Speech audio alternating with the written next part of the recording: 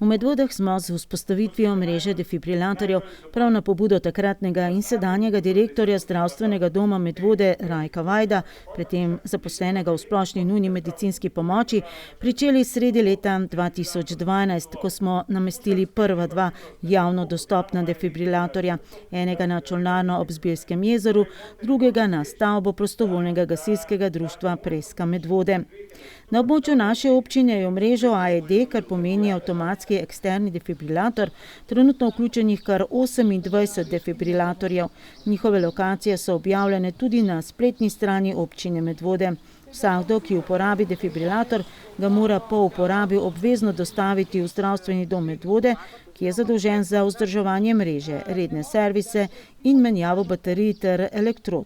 In kot rečeno, defibrilator je bil letos uporabljen že dvakrat in to uspešno. Prvič na področju elektrarne, kjer je bil sicer uporabljen avtomatski defibrilator elektrarn, z pomočjo zaposlenega, ki je tudi član mestne gasilske brigade oziroma prostovoljnih gasilcev Škofje Loka, je reanimacija bila uspešna, bolnik je bil oživljen in z vsemi vitalnimi znaki uspešno prepeljan tudi v klinični center, kjer nadaljuje z rehabilitacijo. Slabih 10 dni zatem pa je na področju, ki ga pokriva prostovoljno gasilsko društvo Preska, bil ponovno sprožen klic za pomoč za nezavestni osebi, ki se je ravnokar rekreirala na Bonovcu.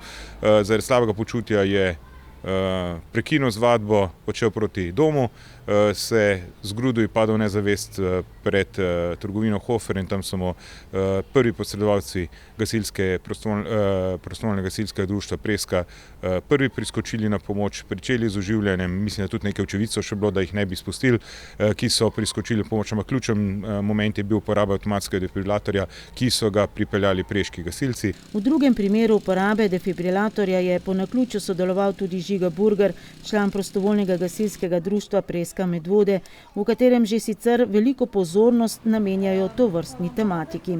Naši zadnji posnetki o temeljnih postopkih oživljanja in uporabe defibrilatorja so prav z njihovega zadnjega dneva odprtih vrat. Jaz osebno sem bil obveščen o tem preko telefonskega klica kolega, ki je bil tam in me je klical, če bi lahko prišel pomagati, ker je videl, da sem blizu preškega gasilskega doma in videl, da imamo tam defibrilator. Ko sem dobil klic, sem pač vstal v avto, sem vzel defibrilator in šel pred Hofer pomagati. Med vožnjo smo pa tudi dobili poziv preko telefonov za gasilsko društvo Preska Medvode. V obeh primerih sta torej na pomoč priskočila tudi člana prostovoljnih gasilskih društev, bolj kot ne po naključju, saj so se v Medvoški gasilski zvezi odločili, da se ne vključijo v ekipo prvih posredovalcev.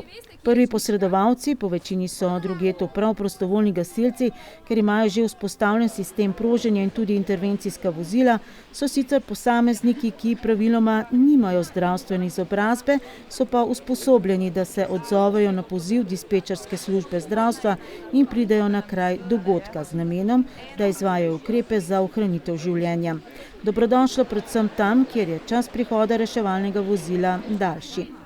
Pri srčnem zastoju je namreč za preživetje najbolj pomembno čim hitrejše izvajanje temeljnih postopkov oživljanja in uporaba defibrilatorja, česar pa se svojci ali mimoidoči marsikdaj prestrašijo.